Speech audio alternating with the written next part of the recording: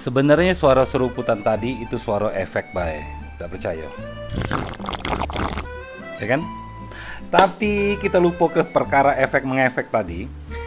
Yang sedang aku minum ini adalah teh susu rempah dari 555 Thai Tea. Di cuaca sekarang ini yang tidak menentu, kadang panas, kadang hujan, kadang-kadang hilang tanpa kabar, gitu kan. Tiba-tiba ngirim surat undangan bae. Jadi kita tuh butuh asupan minuman yang bisa bikin imunitas kita terjaga dan juga kandungan rempah-rempahnya itu bisa jaga kesehatan kita.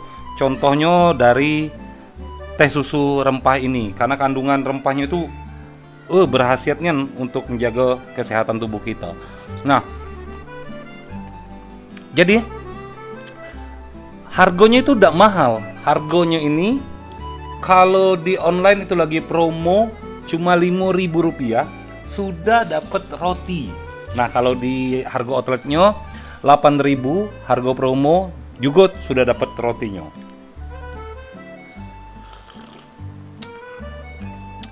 555 Thai Tea ini adalah produk brand lokal yang sering berinovasi. Jadi langsung baik ke 555 Thai Tea.